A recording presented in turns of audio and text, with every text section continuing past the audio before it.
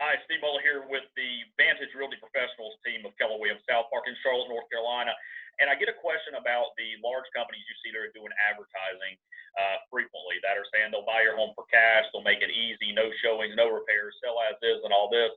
And I have a lot of folks that ask me about that, and they're wondering if it's a good idea for them. So let me just tell you this. For the people that want to go this route, is typically because of the convenience. Maybe they don't want people walking through their home. Maybe they have to sell really, really quickly for some reason, or don't want to bother with repairs or something like that. Of course, there is always a convenience fee. So you don't sell for the highest price or the highest net whenever you do that, generally speaking. Now, when you go to the retail market, there is a lack of convenience because you got to prepare your home for sale. You got to have people come through the home, do things like that. But typically, you sell for a higher price. Now, we actually operate and represent one of the larger groups here in the Charlotte area that are buying.